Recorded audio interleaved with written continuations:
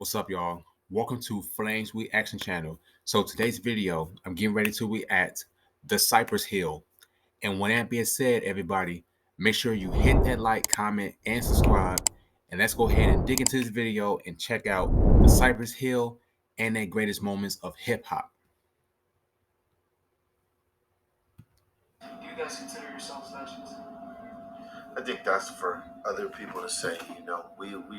We consider ourselves artists. I think. In the 1990s, Cypress Hill would establish themselves as a defining presence in the world of hip hop, thanks in large part to some brash lyrics that made them the first multi-million selling Latino rap group of all time. Whether it was DJ Muggs' bombastic production, B Real's nasal tinged flows, or Sendog's braggadocious marks, Cypress Hill came together to create something unique, and they've been breaking barriers ever since dropping their self-titled 1991 debut album. But while their legacy is undoubtedly secure, that doesn't exactly mean that it was always smooth sailing to be a part of their membership. Ever wonder who walked away first? I'll give you guys a hint. It happened so fast that it's probably not someone you usually associate with the crew. If you already know, fill the rest of us in down below. Everybody else, stay tuned for our latest edition of Where Are They Now?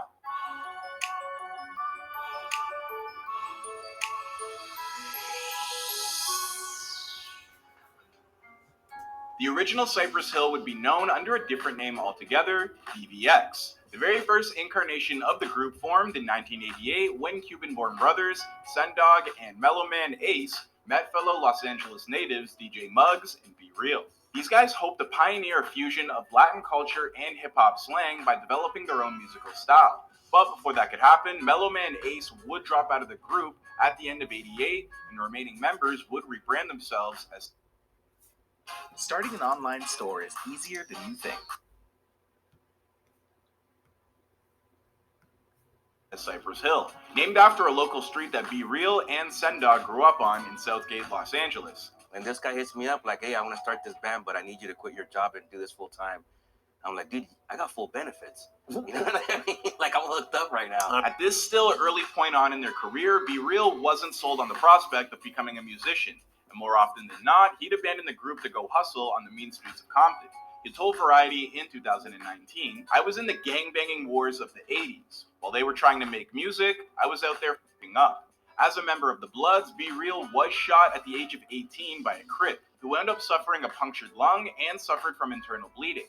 After that, Sendog and Muggs would continually reach out to B Real, asking him to consider joining their ranks. Having just barely survived the near-death experience, B Real finally decided to give music a real shot. No pun intended. With B Real now fully committed, Cypress Hill underwent something of a reorganization.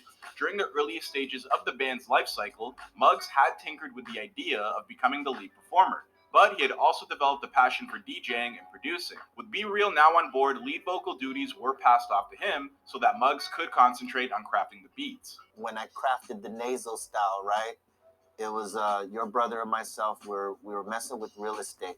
And just before that day, you had come to me and you said, hey man, we need to do something about your voice, man. I don't know, you might have to write rhymes for Sendog. With B Real now on the mic, Cypress Hill would unleash their first massive hit single, How Could I Just Kill a Man?, which would go on the peak on the #1 spot on the Billboard Hot Rap Tracks. As the lead single off their 1991 self-titled debut album, this track would be backed by the Philadelphia-based label Rough House and immediately shoot the members of Cypress Hill to the moon. Their 1993 follow-up Black Sunday sold even better, and that album single, Insane in the Brain, would become a gigantic crossover hit, earning the group their very first Grammy nomination.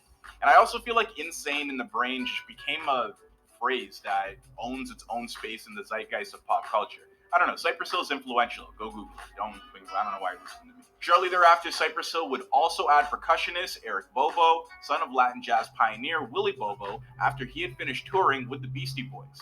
Sendog asked Eric to join Cypress Hill at Woodstock in the summer of '94, and from that point forward, he never left. But only 2 years later, dissension would finally emerge in the ranks of Cypress Hill. In early 1996, original Cypress Hill founder Sendog decided to take a step back from the group to focus on a side project, the metal act known as SX10. In fact, he'd take a 2-year hiatus to learn as much about the craft of making music as he possibly could. He would tell Variety, I'd gone from working in a warehouse to being in a rap band. I never really learned music. With SX10, I learned about guitar and bass and drums. To this day, I think doing heavy metal on the side was a good thing for me. While he was away from Cypress Hill, it would be B-Real's turn to check in on Sendog as opposed to the other way around.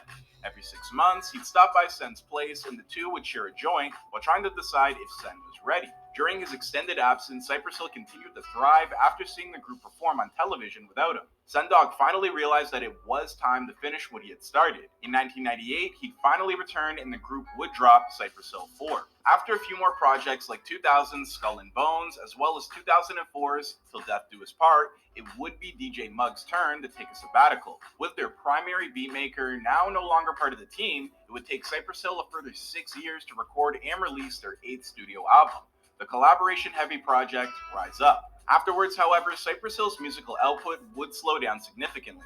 Outside of that 2010 release, the group would only drop one more album the entire rest of the decade, 2018's psychedelic trip, Elephants on Acid, for which DJ Muggs would make his triumphant return and handle majority of the production. Meanwhile, during the years in between Rise Up and Elephants on Acid, B-Real would become a member of the short-lived supergroup Prophets of Rage, alongside former members of Public Enemy, as well as Rage Against the Machine. Are a power in itself, you know what I mean? Just the strength of how they play music. As for Sendog, well, he formed a new metal act known as Powerflow. We are in the smoke box. It's live. We got Power Flow in here with my man Sendog and Christian Oluwobers. And Damon Steelblazer is assisting on this interview. Hello, Damon. The Blazer's in here. Blazers. Oh my god, this joint tastes so good. It's not even good. I like that already. But much like before, the boys didn't let their side ventures distract them from the business of Cypress Hill for long. Over the past year or so, the members of Cypress Hill have reconvened to produce the upcoming Showtime documentary reflecting on their history called Insane in the Brain.